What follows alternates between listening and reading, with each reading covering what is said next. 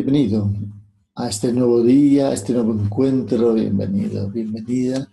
Hoy, 26 de agosto, quiero compartir contigo algo que ha sido parte de mi historia personal y que tiene que ver con una otra mirada, una cosmovisión, unas otras cosmovisiones distintas a las habituales, muy a la habitual, más bien a la occidental. Eh, Casi todo el mundo en estos tiempos de globalización, de eh, unificación de formas de vida, de pues creación o imposición de una especie de verdad universal, de una normalidad que sea común a todos. Casi todos han crecido, las nuevas generaciones por lo menos, pensando que como se vive ahora en Occidente, y digo Occidente al estilo de vida predominante, pensar y vivir como se vive ahora, como vive la mayoría, han crecido pensando que esto es lo normal, lo correcto, lo único correcto. Sin embargo, es interesante ver que en otras culturas, en otros tiempos, se veía la vida de otra manera. Estoy pensando pues en todo, a todo nivel. Por ejemplo, en algunas culturas indígenas, antes de construir una casa, se hablaba con la abuela o el abuelo que tenían tanta sabiduría y sensibilidad que sabían hablar el lenguaje de la madre tierra.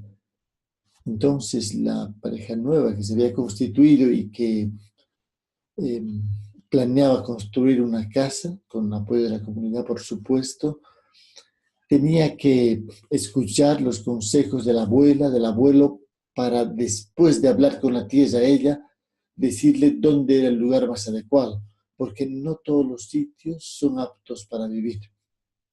Imagínate la arquitectura contemporánea, totalmente distinta. Y es verdad que hay lugares en la tierra que por el solo hecho de tener la cama encima de ese punto podrían generar en algunas personas eh, dificultades para dormir o incluso enfermedad.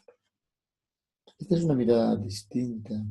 Como también la agricultura en muchas culturas indígenas era un proceso más bien ceremonial. Se hablaba con las semillas, se le cantaba a las semillas,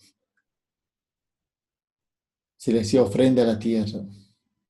La siembra era una fiesta ceremonial y la cosecha un ritual festivo. Muy distinta de la agricultura mecanizada y maquinizada de este tiempo, muy distinto de lo que vemos ahora. Producir para vender. Antiguamente y actualmente en algunas, cada vez menos comunidades indígenas agrícolas, se siembra lo que se necesita.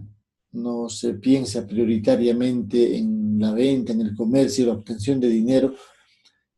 Hay pueblos, unos pocos ahora y la mayoría en la antigüedad cercana, estamos hablando de hace unas décadas, que vivían sin dinero, sin usar dinero, básicamente a partir de ese mecanismo que se llamó trueque, intercambio, reciprocidad, que les permitía cubrir todas sus necesidades sin tener que usar el dinero de por medio. El dinero es un invento bastante contemporáneo, aunque se podía situar un par de milenios o un poco más su existencia. Estamos hablando de decenas de miles de años en los cuales el ser humano y muchísimas culturas, casi todas, organizaron sus sistemas de vida sin dinero de por medio.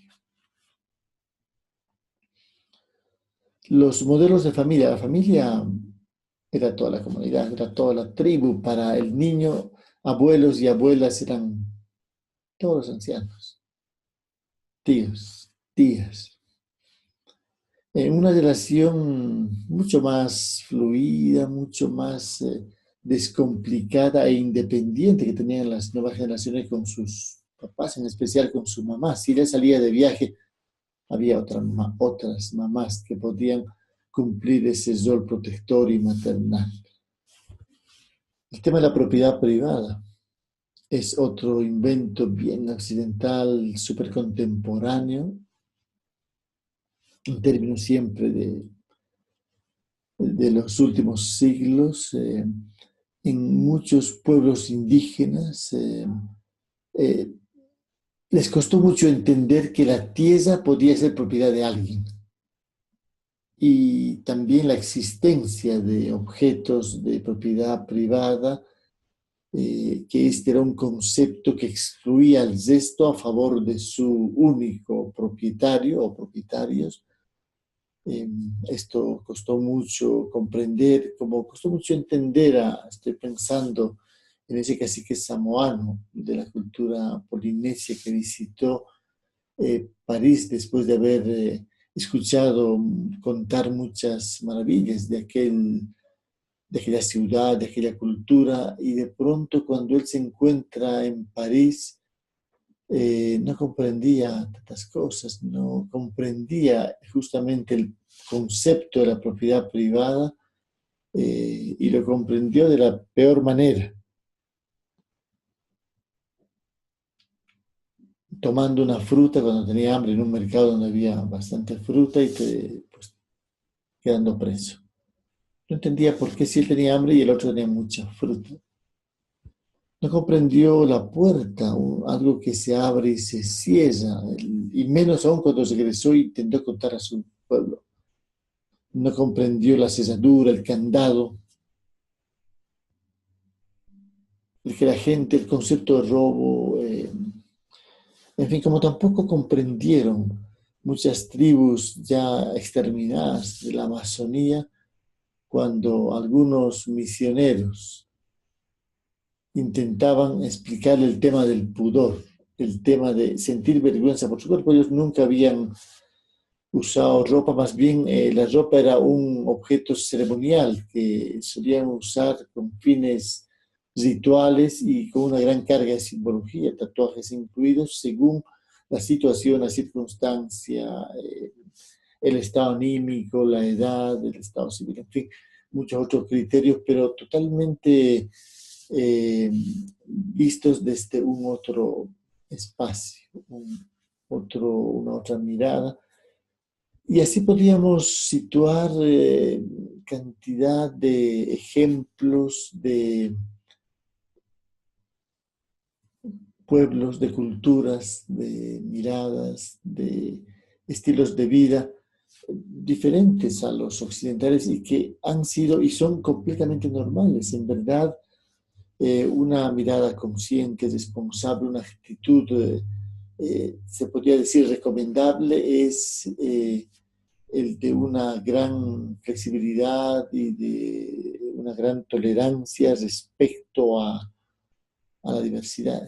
Al contrario, la diversidad es lo que nos enriquece. Cuando uno se pasea en la selva amazónica, esa cantidad de especies vegetales coexistiendo comunitariamente, esa cantidad de aves, de insectos, de animales diversos, forman un hábitat, un ecosistema tan espectacular, tan mágico, que se equilibra, que se autorregula entre sí.